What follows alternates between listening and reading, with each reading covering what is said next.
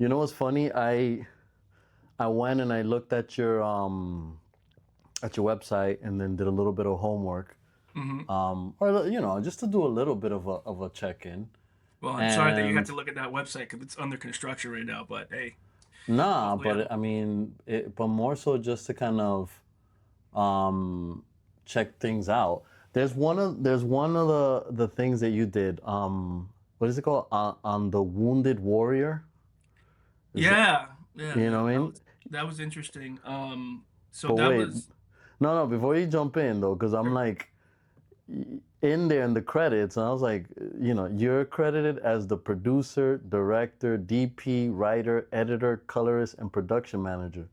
Like, Hmm. Everything. was it? Were you just by yourself? Like, what the fuck was that? That's basically what it is. But it's interesting because like that particular project was with NBC, and the department I was in within NBC is very lean, and I was running essentially the integrated marketing department within this division that had these different shows called Open House, First Look, George to Rescue. So it was basically like coming out of a local television thing within NBC. So it's in local markets, but it was national. Hmm. So it was like you would cheer it off like NBC Entertainment, which would be like the primetime shows, and then you have like the local stations, which this division was out of. And so, those divisions are run by news orgs, the news end of NBC, the local media and the news. And so they don't like to spend any money. So I mean, hence shit. hence I mean, they why, left you by yourself. God I mean, damn.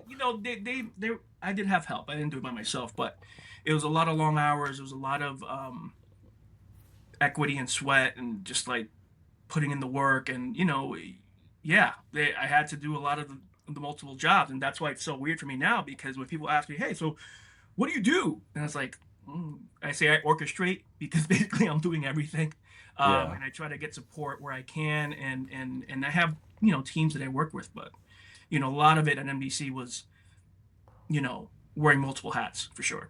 Yeah. But shit, goddamn. I Yeah, mean, I know. I was like, I didn't know if you were trying to do a flex on there or if there No, was just like, no, not at all. A lot of times I wish I had more help, and it's that particular division. It was still fun for a couple of years because it was like a young team, a lot of people straight out of college. I had a bit more experience when I went into that division, but it had good energy. It felt like college. Like yeah, when you go away for college, and it was fun. A lot of people learning. I had to really use, multiple skill sets to get the job done, and I did what I had to do. So hence all the stupid, you know, 1,000 credits for every project that I worked on. yeah. But how long have you been now in this space? Because I mean, you're a vet, bro. I mean, like an Yeah, I OG. mean, I mean, I don't want to say my exact age because ageism is a thing. But it's been a long time. When people ask me how long I've been in the business, I always say since I was 16 years old because when I first started, I was working in a music store, fixing pianos and amps and working with musicians to, you Damn, know, that's right. Oh yeah, shit. yeah. Shout out to Pastor Music in Union City. Pastor Yeah, music. Jerry Pastor was the owner, and my boss Sterling James. Um, a lot of questionable stuff happened there, but but it was fun. It was fun. I did that for a couple of years. I started when I was 16, so I was in high school, and then kind of did it for most of my time in college, and then um, I started working at Best Buy after that for like a year, and then after Oh, that's that, right. Best Buy. yeah, Yeah. Best Buy. Yeah, I told you a story what happened at that Best Buy, right? No, well, I don't All right, remember. so I was working as in ops, which is like basically a cashier there, and there was a lot of cool people I met there. But at the time, I was in college. I was a junior, going into senior year. I was doing my internship, or I got my internship at MTV, and I went to talk to my boss at Best Buy. I said, "Hey, I forget her name." But I said to her, listen, so I've got this internship. It's with MTV. They want me to work, at least 25 hours a week. I'd love to stay here and work with you guys too if I can, but I'm gonna have to have an adjusted schedule. And she basically was like, Well, and this was a reality check. This is like the first time in my life where somebody is giving me this option and I have to make a choice. She said to me, listen, I really don't care that you're starting an internship. You're going to be here or you're going to have to leave here and do your internship, and you choose. And so I thought about it for like 2 seconds and I said, I quit, right? And I walked out. It was so funny. I don't really like to quit things, but like it was hilarious because as I'm walking out, I start to cry. I'm tearing. It's like fuck this But place. why? They don't deserve me. Like, They you kept me don't know on. what you had? You Like didn't know that what you kind of had. cry? This was a relationship. But no, it was. I think it was because I don't like to quit on people, and I had built some genuine friends out of that job. Like some of the people that I worked with there, I'm still friends with all these years later. So there are some real connections there, and but I had to make a choice. And you got to keep in mind at this point, I'm what 18, 19 years old, and I'm making shit money, right? I'm making some money at Best Buy, Yeah. but it was paying my bills. I was still in college. I was still, I was commuting to school, so I was living at home at the time still. But still, it was money. It was from like earning money to making no money because at the time internships didn't pay. So Yeah.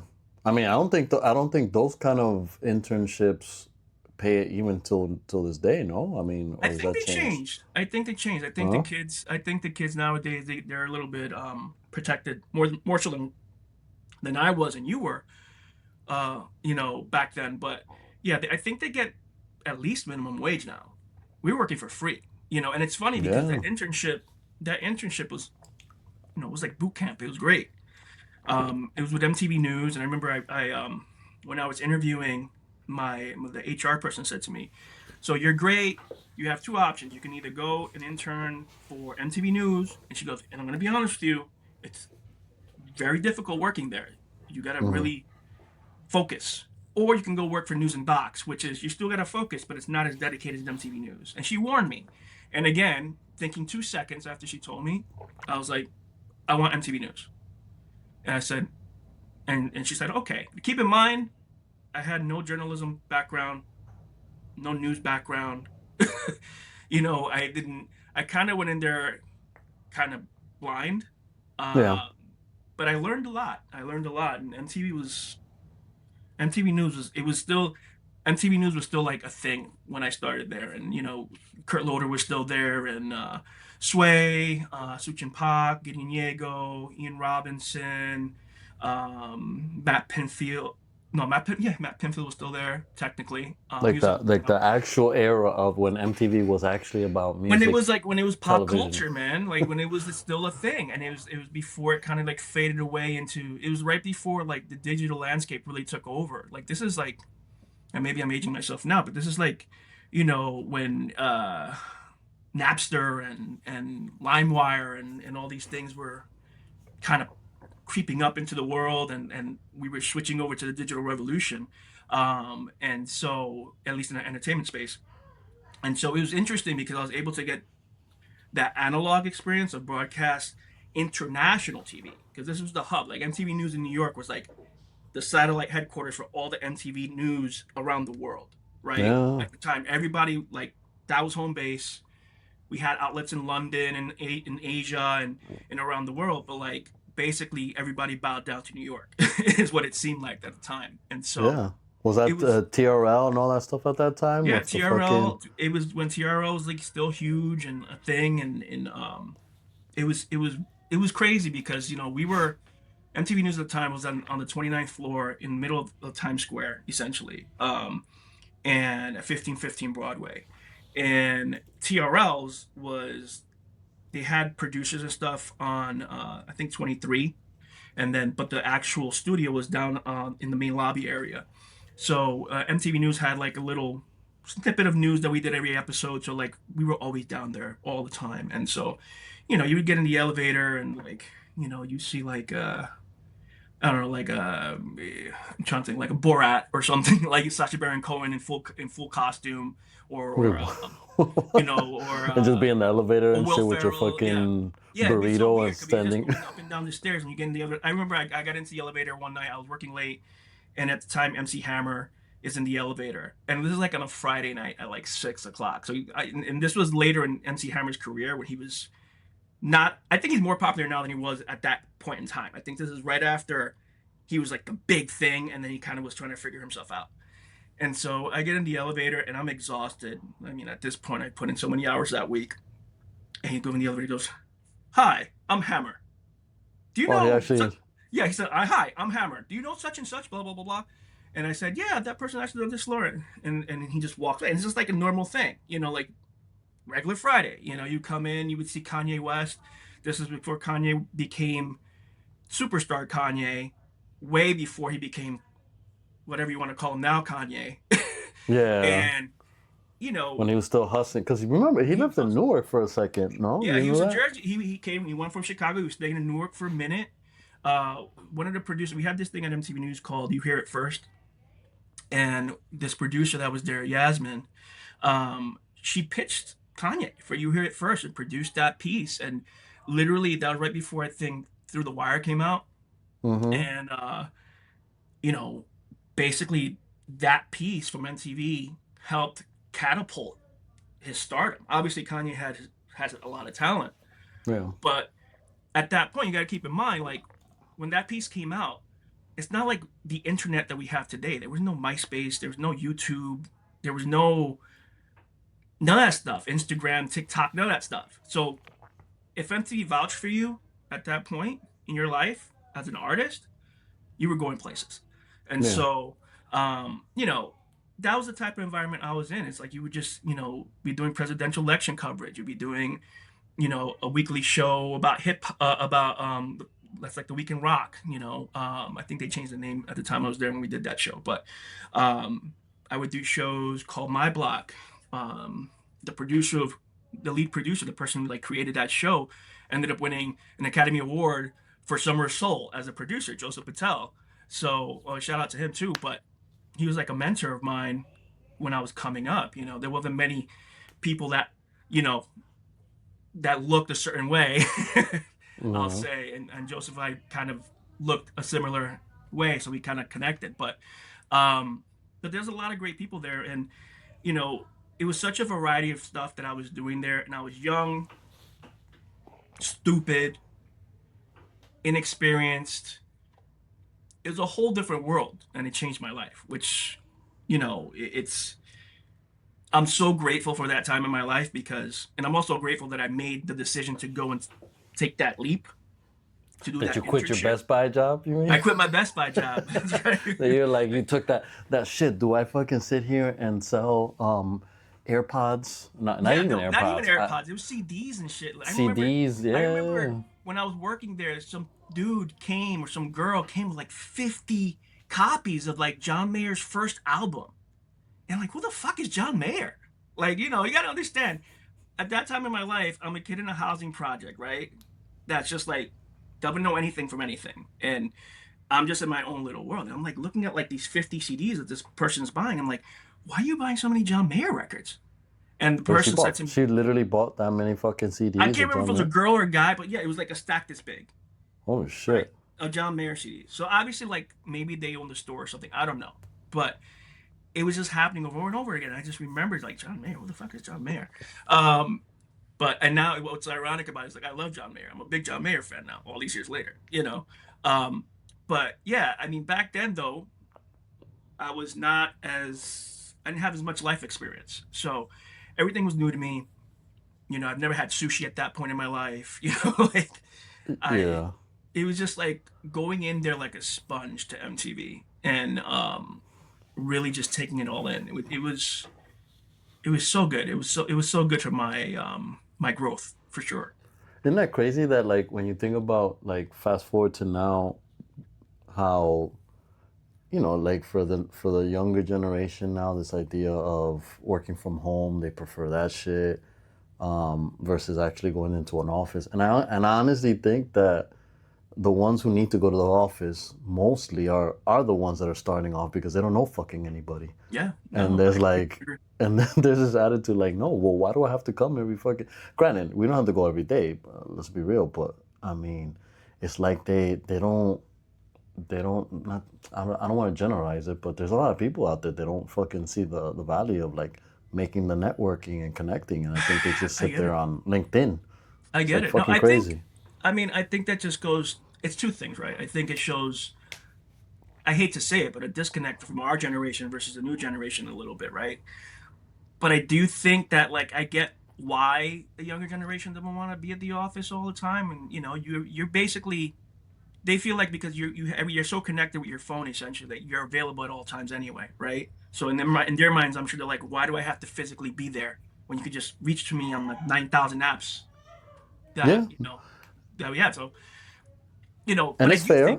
I do think that it's important, especially when you're young, to get some FaceTime with people. Literally, not FaceTime on your phone, real FaceTime with people that you work with, and let them get to know you, and be in in the trenches with them on some real shit. Be on a project with them where you're working late into the night on and to deliver something. You know, that builds rapport, and ultimately, those connections that you build when you're younger, years later, are the people, if you're lucky to stay in the business, that can get you somewhere down the road. A hundred percent. You have to build those relationships. And I think it's a different landscape now. But I know for me, you know, I'm so grateful that I was able to meet the people that I met while I was at MTV, excuse me, and the other people I met later on in my career at different places that I went to. It's you're not the beauty of going into the office, especially if you work in entertainment business, and I guess that can be said about other industries, is that you're working with people from different backgrounds and different upbringings that are completely different than yours. And you can build connections with these people and learn new things that you never knew existed otherwise. Like, how else are you going to learn something new if you're not around someone who's experienced something that you haven't, right? Being at the Oh, office, it sounds corny and cliche, but especially when you're young, in your 20s and starting out, like, that's so important. So I'm, you know, I kind of, I understand both sides of it, but hybrid workflow doesn't hurt anybody, in my opinion, if you no, can make I it happen. mean, I think hybrid is the option. I mean, yeah, look, it's all good. It doesn't mean you gotta be in the office all the time or be remote. Like, but you do have to fucking make the effort to come in and meet with folks, connect with them, For sure. fucking go happy hours, go like hang out, get Happy fucked hours, up, listen, all man. that shit. You know The what I mean? fucking happy hours, man. They were so epic, especially at MTV. And even when I was at NBC. Um, but I was a little bit older at that point, so I was like the older guard. So you can't be as ignorant about things, at Yeah. that point. Um, but those happy hours were so great because you really get to know people outside of the office space. There's still people that keep their guard up, obviously, particularly like management. Don't try to be stupid drunk if your manager's there. It's not going to help you. But the people around them, like, that helps so much because you get to understand their psyche, what they're all about, what they really like, you know. And the more you do that, the more rapport you build, in my opinion, the more they're likely to, have your back when you're in a bind or if you need help, and that's important too. Yeah.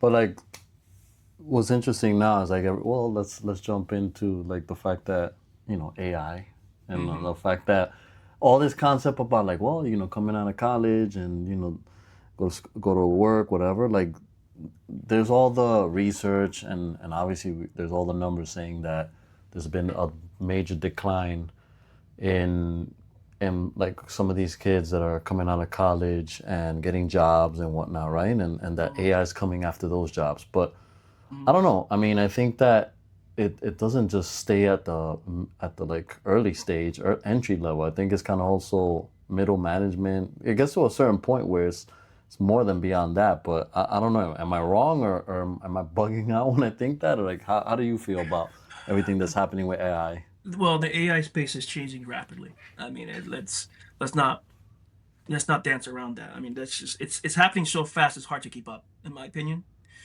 I think you need to figure out from basic level what you need, regardless if you're an executive or you're a junior person in an org or whatever. I do think there's been a push from on the corporate side that to kind of like implement it all around, kind of a little bit blind in my opinion right now. But I do think if you use AI for to help assist you, not necessarily do your work for you, but help assist you, especially like a person like me that's wearing 17 hats. Oh my God, I Hmm. wish I had AI back in the day when I was like a junior producer, you know, because I could use that to help organize my schedules, help it. I could have an agent, create my call sheets. I fucking hate creating call sheets. It's the most annoying shit in the world to do.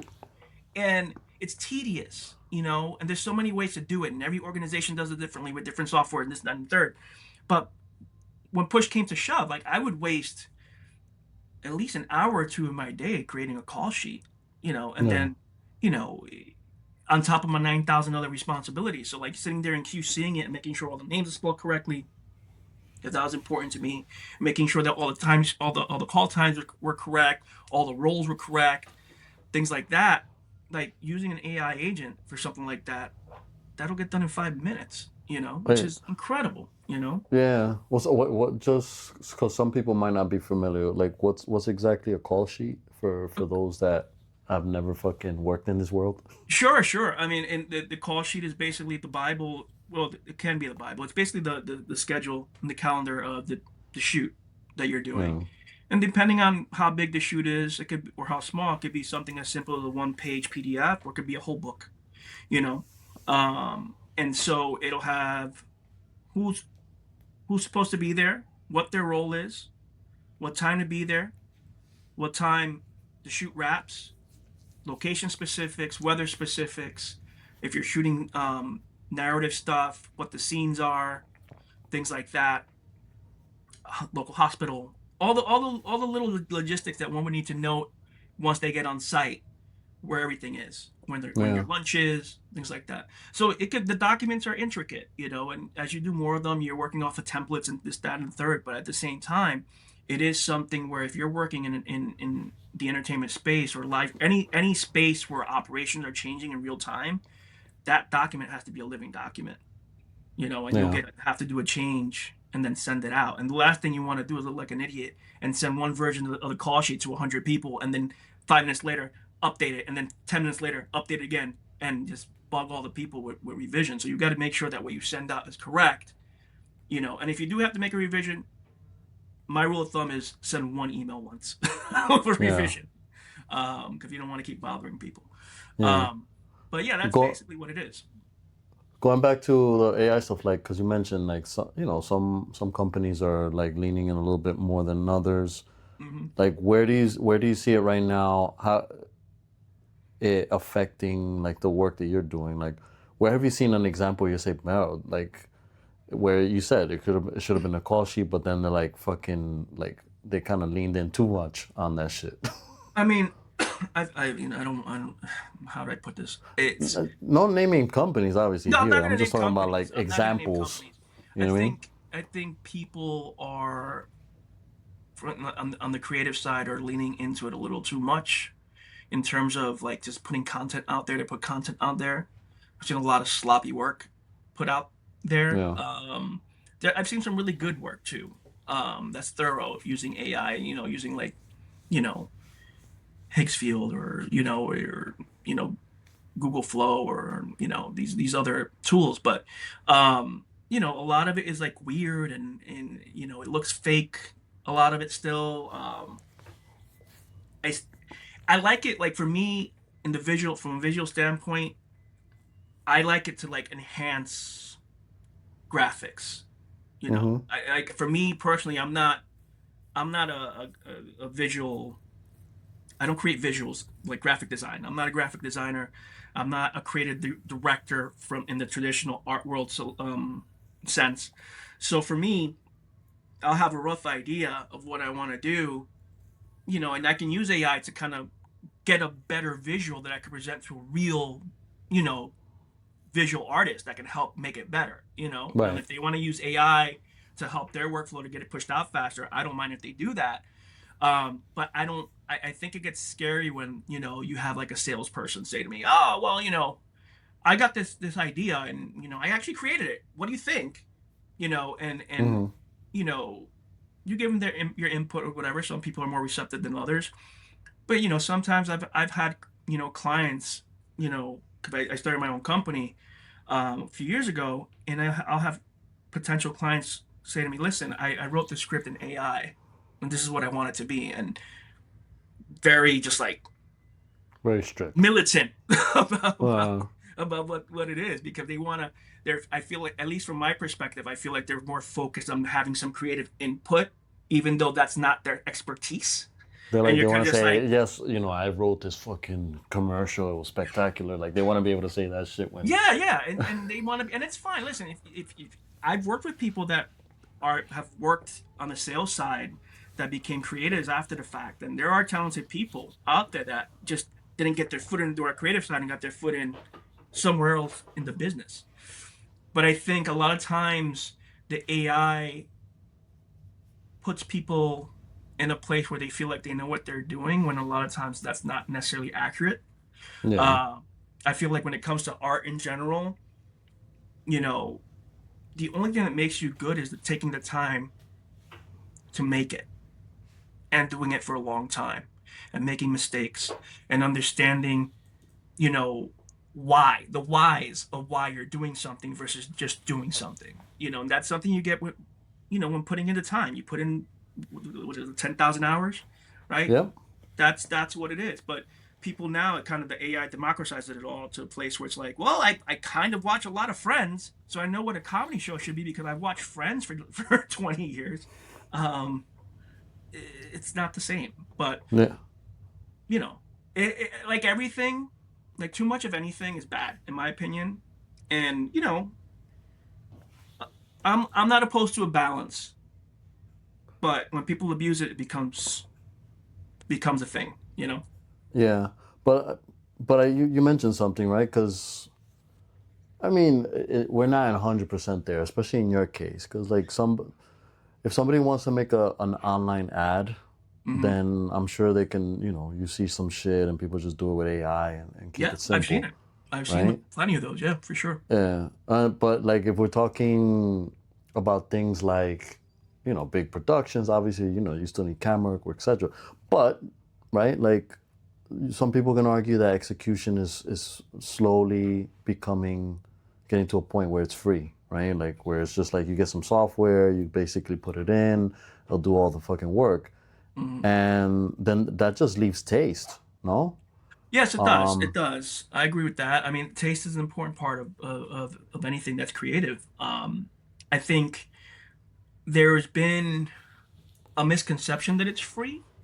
It's not free. Like, you're paying for tokens. Like, there are costs, right? Yeah, yeah, yeah. I mean, but I'm saying like the cost of tokens versus the Like, yes, human it can labor help. and all that It shit. can I'm help. talking Like, about it it's can help. drastically different. You know what I mean? It can help. I think it depends on what the business model is. If you're a lean, small shop and you want eyes on your stuff, yeah, I can understand the use of AI. If you're a Fortune 100 or Fortune 500 company, I understand that some executive is going to be like, let's not spend as much money, especially in this economy. But I do think, there is, like, just for example, like, so many people think it's free, and look at how many companies in this past year have already spent their budget allocations for AI, because the employees think that, like, you have endless tokens, and sometimes, you know you'll spend, let's say if you're a smaller shop, right? Let's say for like my NBC local media team, right? My budgets there would be as little as $5,000 or as high as 100, or larger. And Five we did thousand to five. do what? What would that include? It depends on the project. We would do a commercial, or if it was tied to a show, do a full segment, or do a full show on location somewhere, or multiple segments, or it could be just a 2-minute piece for broadcast, or it could be a 30-minute piece, a couple of 2-minute pieces that are broken down from the show, and then like Hmm. 15-second, 30. Depends. It really depends what the seller sells. But um, you know, in certain instances, like, you know, it is pricey. If you're in a smaller market, in a smaller division, or a smaller thing like that NBC local media, yeah, that's using AI is going to be super beneficial because it's going to keep your costs down. Especially considering they're essentially a news division, that has a crappy budget to begin with anyway. If you're a larger company, let's say you're a studio, you're going to use that for VFX, and that's what the trend has been using it to get VFX pushed out. And unfortunately, a lot of art departments are getting massacred because of it. If it does things that would take usually a month or 2 weeks, it does it in 2 days. Um, But in that case, like in those situations, who's judging whether something's good or not? If you basically that department's getting fucking whacked. that's the question. If I had an answer to that, I'd give it to you. I mean, it's so. I think companies are still exploring what that answer is. Is my Okay. answer. I think that listen, I wear a lot of hats, but I'm not gonna sit there and say to myself, I know all, right? I can orchestrate the shit out of something and make it better and make people money. But when it comes down to it, like I have to trust the people that I'm working with that are better at certain things than me. And I if I had to ask an art direction question, I would want to talk to someone that's the leader of the art department. Not you know Not fucking any Chat GPT. not Chat GPT or someone who just became the head of art that was running promo department. Like it's different. But let's be real though. Like, I mean, more and more people are just going straight to like an AI Hmm. and asking it the opinions of like, you know how they tell you like, you are a art director for a super whatever. Tell me, Yeah. review this fucking shit. So like, in the end of the day, they're relying all this shit on AI. But so how does someone learn taste then? Because I still think that taste is important, and that's the thing that helps you look at something and know this is bullshit, this is Yeah. whack, and that takes time. So like, Yeah. what do you I tell mean, somebody taste starting off now? You know what I'm saying? taste is something you build over time. I mean, that's just what it is. Yeah, It's reps. It's reps. That's it. Just taste alone. Like just when you think about the word itself, it's like how you know something's good or not. You try it. You consume it. You yeah, live it. And taste. Some people are good at achieving taste early. They understand the nuances of is what society likes. You know, they can stay ahead of the curve on certain things. Some people are like aloof as fuck and don't understand it at all. And you know, it's a trial and error. You work with people or you meet people that say they have taste, and then you see what they offer or what they like and what they don't like, and you don't necessarily agree with it. And you can continue to work with that person or be friends with that person, or you can choose not to. It's just you have to put yourself in a position to listen. Number one, if you align with the person, great. If you don't, you can choose to move on and find somebody else and go from there. Sometimes you're stuck with listening to a person that you don't align with, especially yeah. at work. But you know, you have to learn how to work with that person. Easier said than done. And trust me, I know from firsthand mistakes that you know you have to learn. I hate to use the term "play the game." You have to learn how to adjust to the scenario or the person that you're dealing with when it comes to not just taste making, but anything else in the corporate space.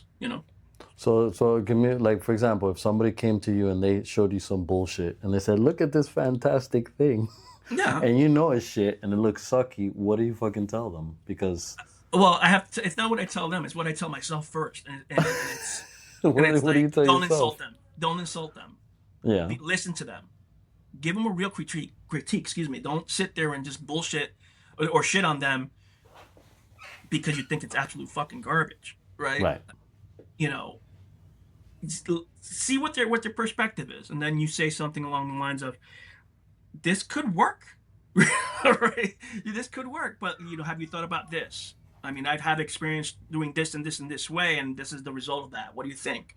Would that work for your scenario?" And sometimes people take that and they don't listen at all, and they tell you go fuck yourself. Or and other times they take that information and you're working with that person in collaboration, and that's it. It's really a crapshoot. I think at that point, it really, I guess, I mean, I would guess reputation also plays a major part in that too. Yeah, There's no, somebody that's fair. that's high up. If the CEO of the company comes up to you and says, Ignacio or Jose, what do you think about this? I really want to roll this out. I'm really, really, excited to push this out there into the world. You're not, unless you have a good rapport with that CEO. I don't think most people will be like, that sucks. Yeah, It's like, okay, that's fine. Let's see how I can make it better. What can I do to make it better if they want my input to begin with. yeah. But going back, just for anyone listening who's starting off, like, if you're starting off and you need to build taste, but you're not necessarily at work exposed enough to things, especially like working remote.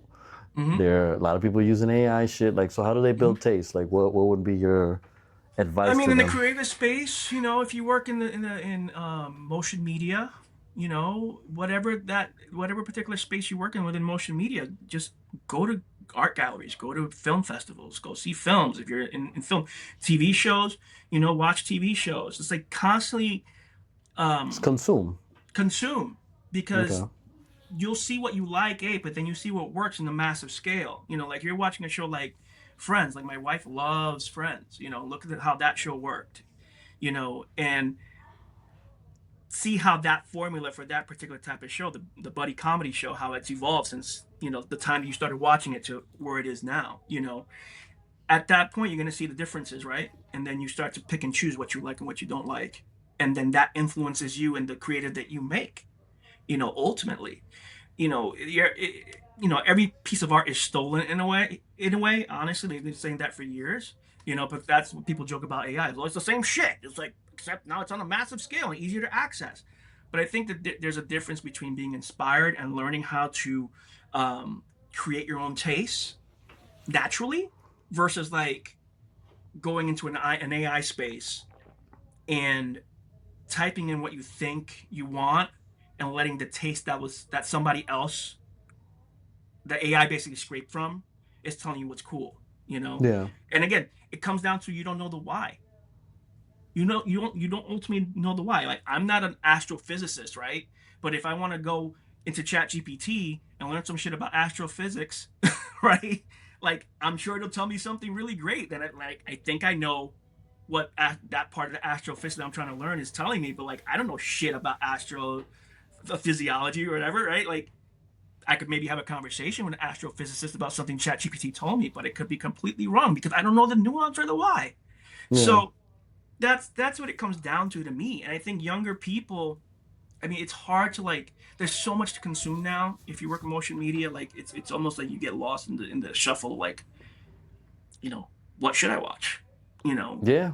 Especially you there's a get bunch of AI slop, right? there Like is there's there's all tons of this it. shit that you don't like. You sitting there consuming this crap and you don't even know, and it all looks the same. So it's kind of like you have to almost Yeah. curate what you're gonna consume too, no? Because I mean, Yeah, like, you do.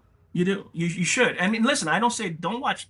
I won't tell somebody, hey, don't watch any AI shit. There's some funny AI shit. Like, I like watching Kung Fu Cats. I love that shit. oh my god, that It's the stuff is best. amazing. Yeah, they take the old school Kung Fu movies and they fucking put cats and replace people with the cats and the cats are doing some wild shit. Like, I'll fucking watch that shit for hours. I love that shit.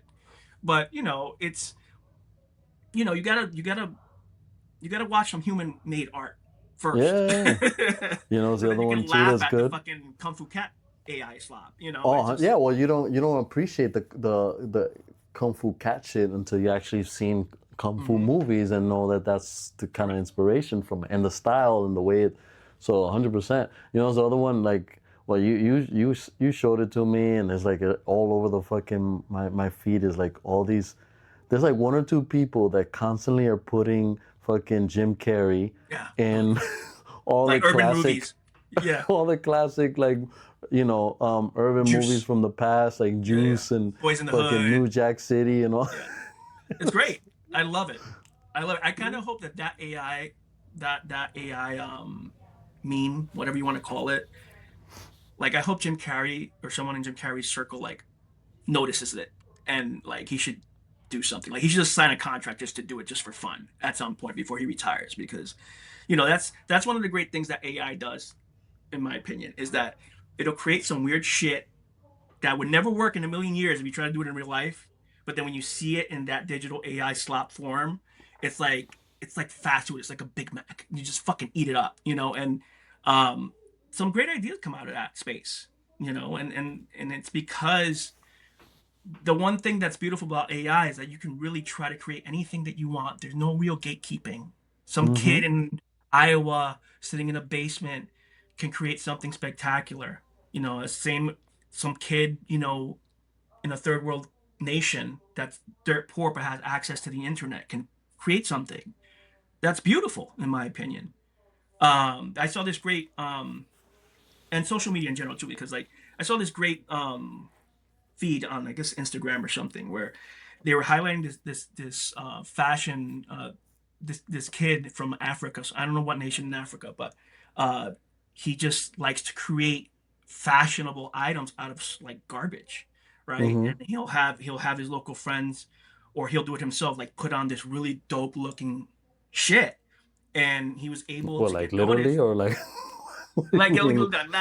not literally dope looking shit. Like he would take like rubber tires or like you know Okay. uh, old pots and pans and like cut them up and like turn them into full outfits and shit. And the work is dope. And he was able to put it on social media. He got noticed by the fashion world, and like people. Sometimes you find this great raw talent that just doesn't have the opportunity, and that's what like the internet and I think is really useful for, in my Mm-hmm. opinion. Um, Yeah. but it's for every person that does great work on there, there's also 100 million people that do not so great work on there. Yeah. Well, so what's the right balance of something that has AI and that it's, authentic and real? Because like Hmm, now, good question. I thought I had like there's research out there. I don't Hmm. have it here in front of me, but Yeah. where that there's like all the data saying that like most consumers they trust ads less if they think AI made it.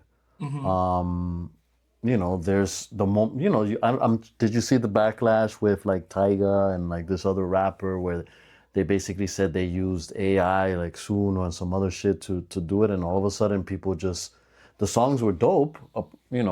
Hmm. They were popular, but then the moment people found out it had AI, they were like, oh fuck this shit. You know I what I mean? didn't hear Like, about that, but I recently heard about something. There's this influencer based out of Canada, I believe. It's like I think it goes by. I'm not going to say who it is, but um, the person why was, not? They're think kind of, I'm not going to sit there and add they're in false Canada. things. They're not here. That's all right. No, I'm They're on the internet. So they're here. But so apparently he for a long time he was like pushing tech, like he's like one of those YouTube filmmaker influencers that like you know would talk about new gear that came out and their experience with it and all this stuff. Um, and then recently that person really started like promoting Higgsfield a lot, Mm-hmm.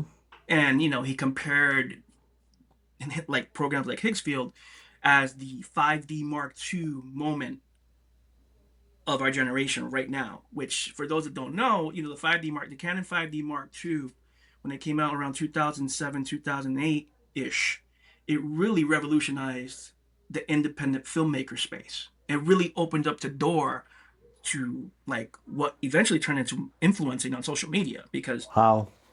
the camera itself allowed you to do two things. You could shoot stills with it, right? And it was the same camera body that was used on professional fashion sets and stuff like that. But then you could also use it for video, and you were able to get shallow depth of field because you were able to access these photography lenses, right, to use on video. Because at the Mm-hmm. time, like before that, you were using fixed lens cameras.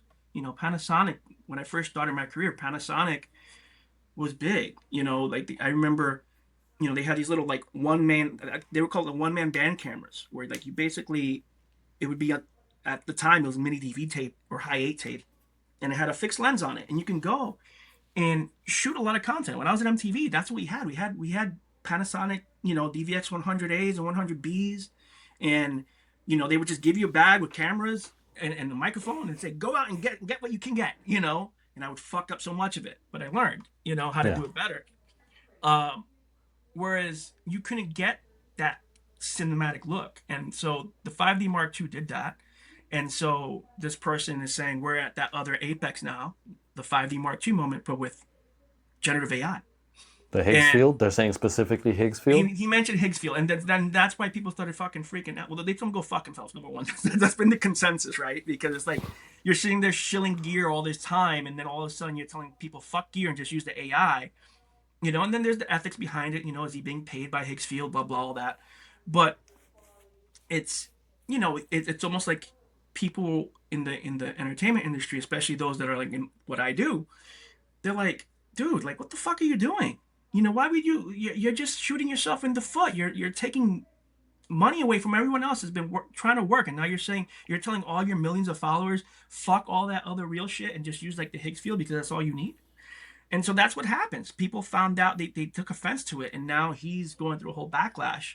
Who knows how it'll turn out for him, but you But know but that's a different situation. But it's also an interesting one because in the end, basically he's someone that is from the space, from the industry, right? hmm Basically saying, fuck all the years of your experience, hmm fuck all your equipment that you spend thousands of dollars on. hmm Go use this AI software and that's it. hmm You know what I'm saying? yeah.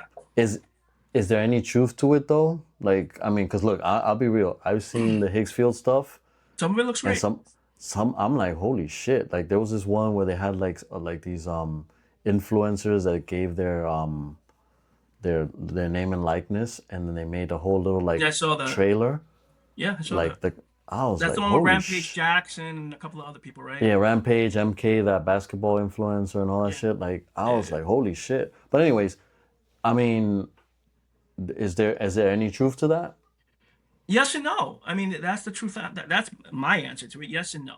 I do think that you don't have to like. I'll give you a perfect example. I fucking spent thousands of dollars on equipment over the years, thousands, and you know, it's kind of you don't really have to do that. You can spend those thousands on AI credits and create something that probably looks better than what I can do because ultimately you need more people. Like if I want to do something like what that Hicksfield video was, I would Mm-hmm. need to have a full crew, thousands of dollars on labor and then licensing fees for locations and insurance and all this other stuff.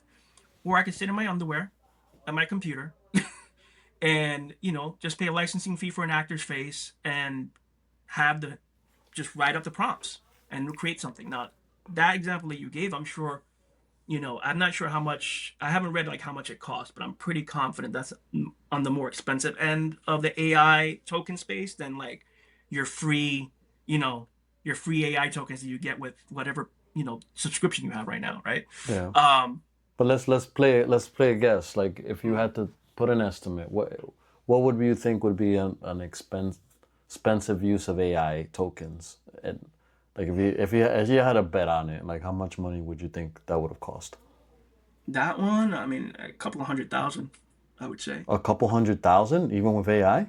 Yeah, probably like Oh some sh. low, like it, when you compare that what they did in that video, like if you shot it, you know, non-AI with real people, that would cost probably a couple million. So, Shit. um, yeah, that would cost a couple of million. At least a million, just on fees for the actors alone. You're losing a good 30 to 40% of your budget in a lot of times. So yeah, when you That's look at hard it, to compete with. I'm sorry, man. it is. I don't That's I don't hard to disagree with compete that. with. I don't disagree Holy with that. shit. But that's been the argument. It's like to me, art, and this sounds so corny, so please try not to laugh. But art is not about money. No, no, 100%. Art is not about No. money. Anyone that gets into the business of art knows they're probably going to lose money. The only way that you're going to make money with art is once the creative is done and there's some valuation to that art that was created, No, right? but look at the Odyssey. Well, Look there at you the go. Odyssey. I mean, I the mean, the Odyssey. Odyssey, man, let me tell you about the Odyssey. I like that movie a lot, but it is a little bit of a bougie way to make a movie. But look at Spider-Man. I mean, Spider-Man, the new one that just came out a couple of weeks ago, just broke 2 billion. And Um, you know that was a lot of the stuff in Spider-Man. If you watch that movie, one would think that they use a lot of AI in it, but a lot of it is in camera, and I thought that was wonderful. And that was a good case of like, you know, I forget what the budget on that movie was. I think it was maybe 250 million, something like that. And it made that money back in its first week or something, right?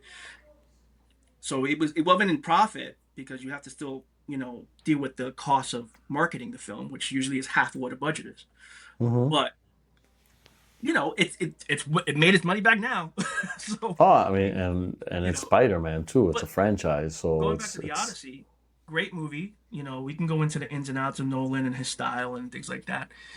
He didn't need to shoot it on IMAX, but I understand why he chose to shoot it on IMAX, and it makes the film become an experience, right? You want to go yeah. see the Odyssey on the biggest IMAX screen that you can, and you want to be able to tell your friends, "I saw it on the biggest fucking screen that there was. I saw it at the one real IMAX in New York. Because there's only like 12 in the world or something like that." Yeah. But it's an So autistic choice too, right? Like that's an it is. example of it's like just in the same way some people will be like, I'm just gonna shoot on film Mm-hmm. versus digital or this. But taking all that into account, like if you were starting off now, knowing everything you know, Mm-hmm. and knowing obviously like you're sitting here watching the shit like Hicksfield, like Mm-hmm. what would you invest in? Like what would you actually like? Yeah, what would you invest in terms of equipment versus software versus you know what I mean? Like that you didn't Okay, so spend you're, all you're this you're thousands just of asking from dollars. like a creative executing the art perspective, not like if I was like a studio executive. No, meaning like you're just starting off. Like think about you just came out of college. Now you don't have the funds to buy all this fucking equipment.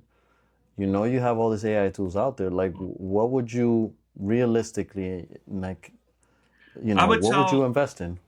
I would invest in this, and there's a lot of different it depends on what it is that they want to do, what their I can't think of the word, it's escaping my mind right now.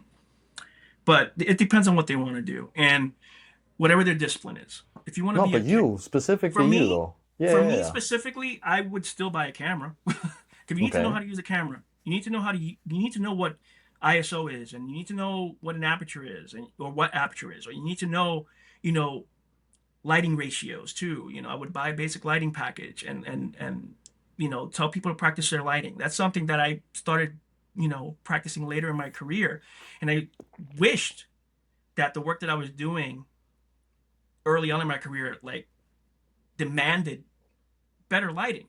Like, early in my career, before I got into branded content stuff and commercial stuff, we were doing a lot of lifestyle stuff, documentary stuff that like was, verite, one on camera light. A lot of stuff that we were when we were in MTV, we basically had one on camera light or these hot lights, like a one key light. That was it. It wasn't like a full team of G&E. But yes, camera to learn how to use the camera, then practice with the camera, figure out what you like and what you don't like because rules are made to be broken, Mm-hmm. right? Once you figure out how to use it, you can start fucking doing other things that are against the rules, but maybe you like aesthetically.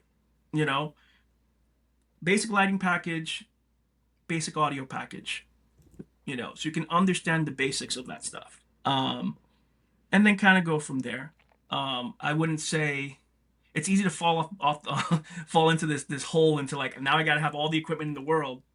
You also want to control yourself with that. But I think with those three basic things, plus dipping your feet into like or keeping your head up, you know, in the game of AI and seeing what's new and see how you can combine them all together will keep you moving forward in the business. Yeah. Yeah. Now, do you think that things that are human made becomes like more of a feature? You know how like when Yeah, for sure. it, when everything 100%. became full blown digital, and then all of a sudden it was cool to do analog shit, right? Like Yeah. at this stage, like I'm from I think I forgot which I think it's Dub or that they go and they do now. They highlight this was made by real humans, and that I Mhm. think they made a commitment versus like a Coca Yeah. Cola and some other brands that do that lean into some AI stuff. But Hmm. like, is that become a feature It moving should be. forward? It should be. I mean, I think you should keep people working. I mean, you can't ask any industry to cut half their workers cold turkey overnight, right? So I think there is a value in, yeah, for brands saying this was made with humans over AI. I think that holds a lot of value, Is that happening? especially Is it that much? Yeah, dude. 50% right now? Like Yeah. of the Yes. really? Yes. Yes. And depend like some departments are, are hit worse than others. Like in my case, because I do shoot and edit, you know, and produce and direct if I have to, like I've had more opportunities and it's honestly been a lot less right now compared to where it was post COVID and pre COVID. But there are people that work art department, that work catering, that work all these different jobs, security, you know, all these different departments. These are all blue collar jobs. These are all people making anywhere between 40 and less than 100,000 a year. Mm-hmm. You're basically making money to survive. And all those people just lost their jobs overnight, and a lot of those people dedicated their lives to the crafts that the things that they do, especially working in entertainment, right? So I think just for that alone, a brand should totally say this was made by humans because you're giving work to the people. It's not above the line people. You're giving the work to the people that need it the most, which is below the line, right? Yeah. So big picture wise, the way I see things is that right now we're kind of like I always. And this is a bad analogy, but I'm going to say it. It's almost like Thanos in Avengers Infinity War. I I mean, always I have these weird one. Let's analogies. start with two things. I don't know I don't know shit. I know how he looks. I'll I explain don't know it. shit I'll about explain it. Thanos. And in Infinity War, you went. I'll explain it. I'll All explain it. right. Yes. Basically, Thanos thinks that the world is better, the universe is better off if half the universe is gone, right? And he goes on a journey to make this happen, and he succeeds. And what happens at the end? Half of the entire universe dies out, right? And it fucks everything up. He was able to go on his little farm and chill the fuck out, but like so many people lost their lives, and what happened was the whole structure of society collapsed because we need people to keep shit going, right? Yeah. And so that's why I'm terrible with analogies, but that one's pretty good, I think. I'll and take it. and thank you for taking it because I know you and I have had discussions in the past where you're like, I do not believe that analogy makes any sense. But but yeah, no, I think that's important, and especially in this field. We don't have protections. Like it's not like being a doctor, and even doctors are getting fucked over these days. But you know, we don't have much protections. A lot of people lost their jobs. A lot of people lost their homes. A lot of people went homeless. A lot of people started having health issues, mentally and physically, because of a lack of work. Lord knows I've had mental breakdowns on my own trying to fucking find work when shit got slow. It's not easy. So yeah, fuck it. There should these companies should be held accountable and hold value when they're creating content, especially art, that they use human beings to do it. Yeah. Well, Um, yeah, and by the and no, and just to throw in there because I think this raises a another point, which is especially in the entertainment in the film TV space, there's the staffed folks, right, in the mhm. companies, and then there's the freelancers, Yeah, right? yes, indeed, yes, And indeed, there's a shitload of freelancers that yes, this indeed. industry uses. I mean, I don't even know the percentage, like how big of a I don't have an exact number, but it's very hard to get a staff job. Period. yeah. Listen. I've been in this business for a long time, long time. I've had one staff position in my entire career. That was like a real staff position, not permalance, not a fucking third party, hiring company putting me in as whatever the fuck you want to call it. Like a full time staff position, one time in my entire career, and that job lasted, 7 years, seven Mm, years. And I worked my ass off in those 7 years. Like these companies know it. Like if they hire a staff person, they milk them till they're fucking dry, and that's just the truth. That's why I okay. had 17 fucking credits in everything I produced because that's what was happening, you know. I loved it though. Don't get me wrong. You gotta love it too. That's another conversation for another day. But I loved getting the opportunity to do it. But it burns people out, and so it's the whole industry really, in my opinion, what this whole AI thing, there's a positive silver lining to everything as things get destroyed, as the Thanos snap has happened, is we're seeing the industry itself is kind of those people that are surviving are saying things need to change. Better protections, the unions, all that stuff. They need to really reassess what's happening because the unions right now, what is shown, and I'm not trying to be a union hater at all, but I'm just seeing what I'm seeing, is they're not protecting enough people because the unions kind of have their hands tied. They don't really have real protection that they can give the people that are part of their union because the rules have changed so fast that doesn't give them time to adjust.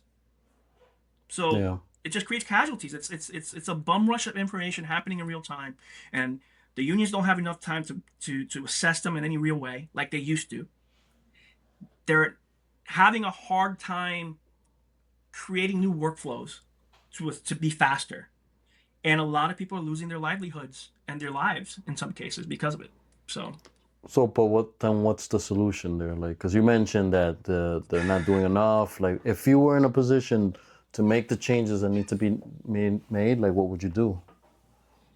man, anything I say will be controversial with that when it comes to that. To be honest, It's all right. Sometimes the bold things that need to happen are controversial. You know what I everything mean? needs to So, everything. Well, with that said, I would say everything needs to be blown up and restructured. Like honestly, like new rules for everything. None of this fucking Wild West shit that that these streamers are doing, and 'cause what's happening a lot on the streaming side is they're like fuck the rules. We're gonna do whatever we want to do, which is great in certain aspects, but then like it destroys people's lives, and so you got to be able to build a structure that makes sense for everyone. And right now we're kind of in the wild west of things, and until this but wild west dies down, it's hard to really just give a definitive answer, to be honest. no, um no. I mean, look, if you have a if nothing comes to mind, that's fine. It's not like I'm I mean, putting you it's like what a it comes fucking down gun. to is Like, that we have to have it goes back to the Department of Labor. Honestly, we need better protection for the employees, and we need the Department of Labor to fucking hold these companies accountable for any abuse. This net 30 bullshit, fucking net 45, net 90 on pay, that's horse shit. You got to pay what people, got is to pay their that money. for people that don't know? Because I know what you're talking about, but what is explain it for Uh anyone who doesn't yeah, sound familiar. so net whatever days is the amount of time it takes for you to get paid. And the industry Mm-hmm. norm in motion creative and I guess in the music space too is net 30. Some Well, in companies, general, I think no. yeah, in general. But lately it seems like companies are pushing more and more and more and more. Certain states like New York try to put in protections for the freelancers, and this is mostly geared to freelancers. It's not for the traditional W-2 employee. This is the 1099 freelancer, right? Um, you know, this net 30 stuff for like if you do a job for someone for $500, you gotta wait 30 days for that. Mm-hmm. Like when times are slow and rough, like you should not have to wait 30 days for $500. Like you should get that either day of, or if you have to wait, the most is 10 days, Right. not 10 business days, 10 days from the point of the job. Um, but this is what I'm saying. All this stuff needs to go back to the Department of Labor, and like even with that right now, there aren't any real protections. You could take companies to small claims court. You do that, you get blacklisted. So it's like you you're damned if you do and damned if you don't. But And how often would you have gotten? How often would you say that you have done a job for a company, not like Pepe and Pipe and Peter or whatever, yeah, but yeah, like a full blown that you didn't get paid, that they that try I to didn't fuck get you? paid. Yeah, yeah. Like if you had to put a percentage. I've been lucky. I've been lucky. I get my money. Okay. I get my money because I'm a pain in the ass, and I will fight for it. And you know, I had a buddy of mine who hired me. I won't say who the company is. So a major, major, major company, one very well known channel, hired him to help produce some content for them, some shows and stuff. And so he had the contract, and then he hired me to help him, right? And he paid me. My buddy paid me, but he told me the truth. He said like the company hadn't paid him for like 90 days. Like Oh shit. so imagine you know being the producer, right? And you have to dole out all this money to your crews. The stuff is already on air, right? And the company that hired you to create this content or create this show, whatever you want to call it, hasn't paid you. So that means for you, as a producer, you have to be very, very well off to take the hit to pay your crew for the stuff that's already been delivered while you wait for the company to pay you the money that they owe you, you know? And that creates a disconnect. That creates so many issues because not only is it not right on the surface, but it also gatekeeps a lot of people like me who came up with a background like I did, like a background like you did, you had, where you're coming from a space that is lower income, you don't have any ability to kind of just like take large financial risks, things like that. And that limits on another level, in my opinion, the creative output that would be put out in the world. I'm running Yeah.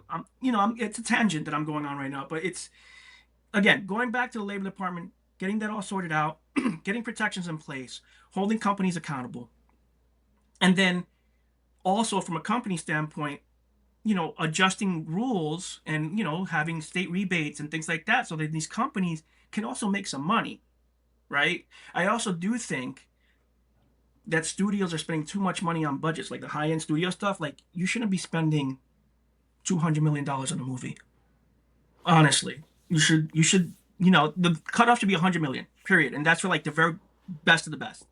You know, But because like then if you do that, you're essentially pushing people towards AI and all this stuff to cut those costs, no? well, that's a double-edged sword, and it's I think that companies should be able to make money, but at the same time, it's gotten out of control, and the people that are losing out, unfortunately, are the lower end of the earners in the space right now, and not the higher end of the space. And so it's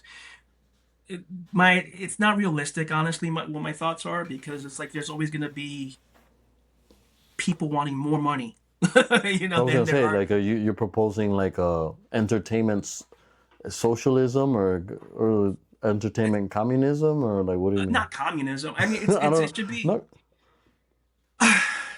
I mean, people call it what they want. I just want it to be fair, and right. I think right now it's shown what AI has shown us is how broken the old system was. Hmm. And I'm hoping that during this AI 5D Mark II moment, the industry figures out how to lift itself out of the ashes and make things opportunities better for people, so we have a new renaissance of creative going forward. And that's my goal. That's what I would love to see. Will it happen? We'll find Yeah. out. No, I mean, look, the truth is, there's all the arguments now about that this stuff is gonna fucking just blow up in like the next 2 years. Some people Mm. say, no, it's nothing, new jobs will be created or whatever. Like everyone's has their theories. Is it gonna Just follow the change? money. All I'll say is follow the money, and that should tell you all you Yeah, need to know. follow the money, but and also, like we just have to. Nobody has a fucking magic ball that can tell you exactly what the hell's gonna happen. We're gonna have to just see. I mean, is it gonna have an impact? 100%. I don't think there's any way that I can see this. This isn't like NFTs and Mm. No, like we're far when the beyond that. fucking what was it, those little the apes and shit that everyone's Yeah, yeah. buying for $1 million, like that. This isn't that shit. It's not. But Definitely not. but but we'll have to see what happens. You know what I mean? I guess now Yeah. we're freelancing because I guess like what becomes, I don't know, how do I say this, like what is the equity that you build with freelancing? Like what is the thing that you Great question. What is the that equity that I you built? build a career? Like it's tough, no? Because if you're saying that it's hard I'll to, be honest. yeah. It's a mind fuck. Some days you think you are building some great equity and getting a good reputation. You're trying to put out good work, and then other days you feel like you made the biggest mistake in your life, and should have I should have done finance, or something else, like because it is so draining, especially as you get older. Every older freelancer that I know, especially those that have a family, that have kids, a mortgage, it's like regular life shit. Fucking, it's so stressful, man. It's so stressful, and you know the way that it used to work. When I was in the middle of my career, was you had your tiers. The film people stayed in their film world, right? Because they had their system, right? And then there was the commercial world that stayed in their space, right? And then there's a documentary world that stayed in their space. And then, News ENG stayed in their space, right? And then what slowly happened over like I feel like from 2010 to 2018-ish, they started melding together. And money and budget started to go away from different divisions. The news started to creep into documentary, and they were kind of working together in tandem, right? And then as budgets for commercials started going down, the commercial people started going into the documentary space and the news space, right? And then as there weren't as many opportunities on the film side because budgets were being cut. You see a lot of actors like showing up on TV shows and then kind of melding into things where now it becomes this melting pot of a mess. So you're fighting for positions with people that have worked on like fucking, a Marvel movie, Mm-hmm. to do a commercial, a small time local commercial in New York. It's Wait, well, it's look, you can't tell me like somebody who did Spider-Man's now doing the local TV weather commercial, not necessarily local TV, but like the like Piggly a Wiggly fucking. not a Piggly Wiggly. I'm talking more like a higher end luxury Oh, car okay, yeah, commercial or things like that, which is yeah. still the case when things were normal, where like high end commercial workers would work, but like every once in a while they would slum into the lower world and pick one of us up and like bring us into the high end, and you feel like you made it. Right. Um, there's none of that anymore. It's a lot. You're fighting for every dollar, and it's messy. It's very messy right now. It's depressing sometimes, and you got to really rely on your network and hope you weren't an asshole or burnt any bridges along your journey. I mean, I'm not gonna say that I didn't.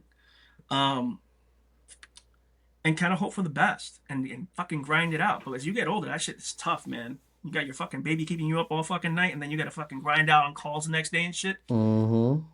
Like that's hard, man. And so, Adulting's hard. oh, I know. Adulting's But like, hard. there's just the people that work in motion picture and commercial and motion media in general. I think we're all just like very stubborn, hard-headed, hard-working people, and a lot of us delay regular life to get more experience. You would Mm-hmm. take your 20s and your 30s working your ass off, sleeping in your car, fucking working 16-hour days normally, like every day for months straight, like literally burning out with the hopes that you build your reputation and kept yourself in a position where you earn enough money so that when you're later in your life, you have a higher standing, number one, but then also, you have some money to maybe have a baby, maybe Yeah. have a house, maybe have a car. That doesn't happen anymore, Yeah. and I had my first child later in my life, way later in my life, and you know, it was a sacrifice that I made thinking that I saw everybody else doing it. I saw everybody else that had a child earlier on in their career and started family, whatever, fizzle out of the business Mm. within a 2-year window. Yeah. So I waited and I waited and mean, waited and waited. You know, what are you optimistic about over the next couple of years with the space? the art is the art is just getting better and better. When times are tough in the world and society, the art always shines, and it's already happening in the motion picture space. There's so many good movies that have come out in the last 2 years. So in the foreseeable future, I do imagine a world where even better art is going to be put out there, motion picture art anyway. Um, I still think that the numbers are never gonna come back to what they were in terms of like available work. A lot of people are gonna have to pivot out of the business, and that's hard. You know, and I think people need to really think about if they're gonna jump into the creative space, especially the motion creative space. You better have two or three other career things in your back pocket. And if you can do it, do all three at the same time, because you don't want to be caught with your pants down. That's for sure. Yeah. But I guess, one thing that you can say to that point is that um, certain tools will be more accessible. Yes. And those who invest in building taste and building a certain understanding of what they want to see in the world that they haven't seen themselves will have the ability to do it. And which I think that, to your point, then, art excels in that state. So, Hmm. I've told you this before, and I'll say it here, but, I think this is the space, the time to start thinking about what project you put out into the world that's not necessarily for For someone sure. else, but for yourself, For sure. something I that you want agree. to put I out. do You know what I mean? I agree with that. I do think, to add to that point in what you were asking, I do think we are going to be in a space where you are your brand, and you have to Yeah. really make sure to build your brand and put yourself out there. And it honestly, like, sitting around and waiting for people to call you is a waste of time now. It really, you can't do that. Easier said than done to be like, I'm gonna go out and make a movie, but or a commercial, whatever. But you need to just put in the work, put those spec ads out, write your script. Even if you want to do a feature, write something that's smaller and shoot something smaller, or if you just want people to see where your mind is, right? And you don't have access to any of the gear, then yeah, use the AI if you have to, but don't Yeah. depend on the AI. Don't hold that as your new creative medium. If you're gonna, create films, like, use it for what you need, and then learn the real, or not the real, learn the traditional methods and try to, become better at those as well. Yeah. So we're gonna wrap up now. Any last statements? Any last, um, you know, gems or nuggets of advice that you want to put out there to the world? Yeah, go Knicks. It's official. This is my coming out party as a Knicks fan. I feel like such a bandwagoner. Yeah, as a diehard Chicago Bulls fan, as a kid from the '90s, all these years, and I've Isn't had these that a mind discussions with you. fuck? Yeah, man, it's a total mindfuck. Because, like, I've been talking to you the last couple of years since they brought Julius Randle onto the team back in a couple of years ago. Like, I was like, I find myself picking the Knicks in NBA 2K more, man. And they're starting the whole season with them. I'm watching them more on TV now. Um, because I was a diehard Knicks hater for a long time, and here I am. So go Knicks. And the other part of it is, you know, easier said than done, and I suffer from this. Do your best to stay positive. Consume the media that is your niche that you want to get into and learn all about it. Keep your mind sharp. Read a book. you know, um, podcasts are cool, but you need to exercise your mind. You can't sit there being lazy all the time. Like, take a step back from the comforts of digital and go the analog route. And I think you'll end up in a very positive creative space on your journey. That's my nugget. Nice, I try. like that. We'll leave it at thank, that then. thank you for But not laughing at that. I appreciate that. no, it was good. There's nothing to laugh about. Well, thank you, man. I Of appreciate course, man. you doing this. My first online one. The often delayed first online one The with me. often delayed. It's Yeah, we talked I've about it for a long time. So here we are. yeah. I didn't even shave. I was just like, whatever, let's do this. No, yeah, So here we are. it's all good. But yeah, my first cyber session. I call them cyber sessions. I'm glad that I was able to help you pop your cherry. Oh, there you go, baby. There you go. Hope you All right, loved it. man. All right, man. I'll talk Me. to you later. Peace.